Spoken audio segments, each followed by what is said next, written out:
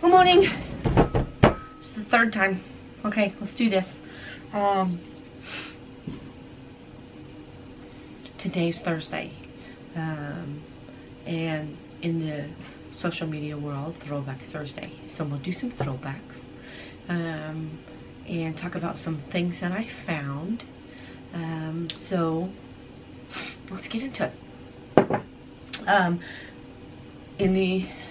In this ongoing purge in our house, and we're getting down to the wire. We gotta have stuff done. Found a bunch of old photo albums and an old scrapbook. In the vein of Throwback Thursday, I'm gonna try and show some pictures that I found from my picture album. And so, as far as the pictures, the first one is I was in a band called Cuttin Loose back 90s, maybe 93-ish, for several years, up until right before I moved to New York, and that was 98, so probably till 97 maybe. We knew what karaoke was, but there was no karaoke in Southern Illinois in the 90s. There was none. It was everywhere else but there. So he bought a tape deck. Not like he did buy a tape deck. It was a dual tape deck. Hooked it up to these big stand speakers. We had microphones, and we bought all of these tapes, and we could get the tapes with like 2 songs, 1 song on either side, and we could cue them up. So while one person was singing one song, we would cue up the other tape deck. So once they got done, there was no break. We just went into the next song, because all of that like back and forth, like sing a song and turn around to a tape deck, and was like not professional. And so we started going around and singing, me and him, to this tape deck. And it was just Kevin and Tish. What am I rolling on? So it was just Kevin and Tish. We did that for a hot minute, and then we did like dinner hour. So we would do from like 5:30 to 7:30 at Like A Steakhouse. We did anniversary parties, and they paid us money. Then on it might have been 2 nights. I don't know if I'm remembering this right, but I mean it's been over 20 years ago. I know it was Tuesday nights. It might have been Tuesday, Thursday. There was this bar, and they did line dancing classes. I know for sure on Tuesdays. And so we would go down, and they would teach their, we did country music, by the way. They would teach their line dancing classes from like 6:30 to 7:30. And then we would sing from 7:30 to 9:30. For them to dance, so they could practice their new line dances or do their favorite line dances or whatever, because it was cheaper for us to go there than it was for him to have a DJ to play music. We could take requests, and he was also a good friend of my brother's. Well, then it turned into like flat out on a Saturday night doing 4 sets with our tapes. And we like packed the house just with our tapes. And then we started doing like karaoke. So people could come up, and we had a list of all of our stuff, all our tapes. And people could come up and pick a song. And we didn't have a monitor screen for anybody, but we did have like all of the words typed out on a, like in a binder. And they would have to know the music cues themselves, and they would come sing along. And so we would sing a couple songs, and we'd call somebody up, and we'd let them sing a song. It was just great. Absolutely. We were like the first karaoke in Southern Illinois. So then it went from there to like, hey, let's get a band. And so we did. We got a band. And so the guy I went to high school with, he played drums in band. And then, you know, my brother was talking around to a few people and found a couple other people. And all of a sudden we put this band together, and we called it Cuttin Loose. And it was country music with a rock and roll attitude. And we did it. Like, every weekend, we were the band. We were the band.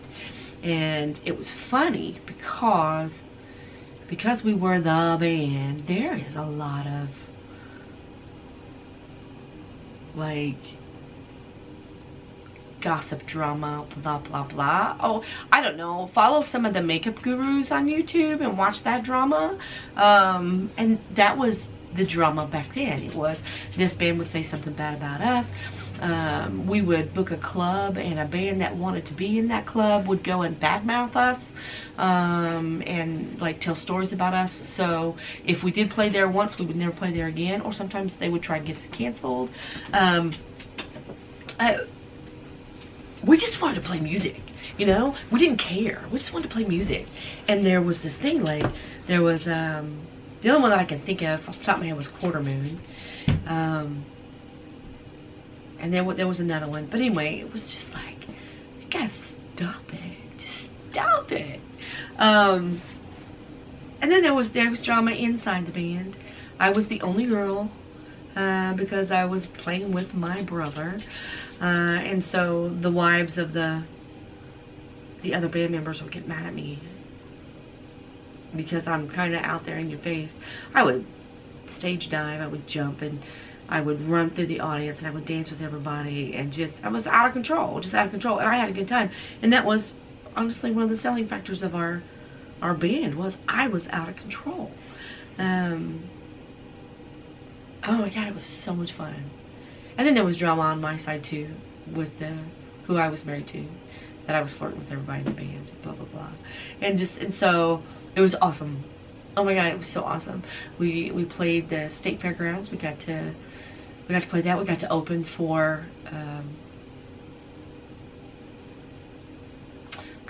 David Allan Cole. We got to open for Neil McCoy. And I think Dilbert McClinton got to open for. That was scary, scary, scary. Oh my God.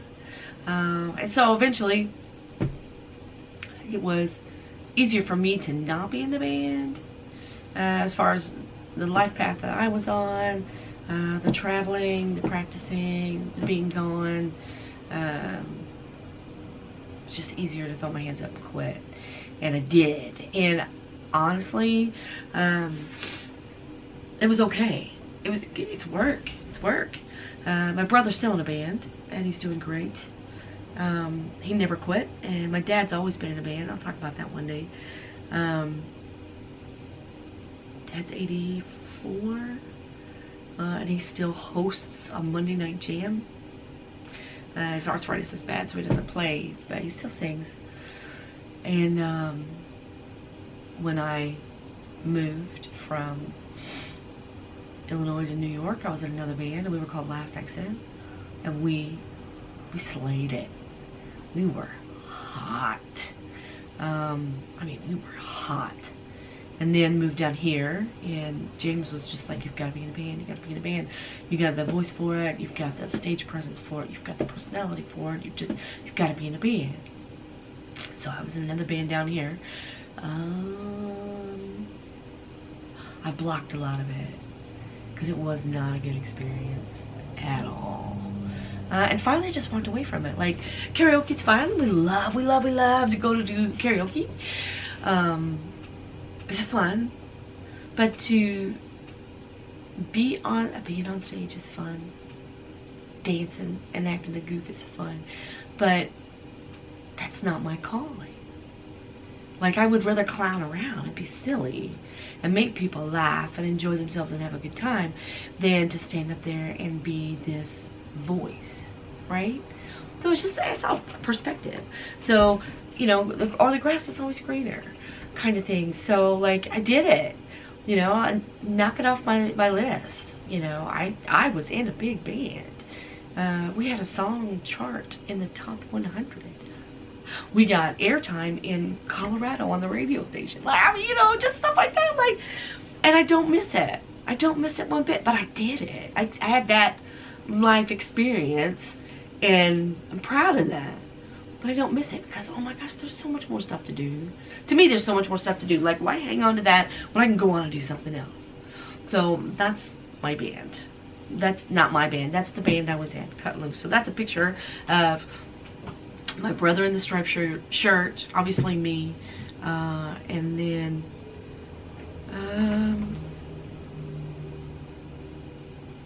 Tommy. He's on the guitar and Dwayne's on the fiddle. It's a good time. It's a good time. So that's one picture.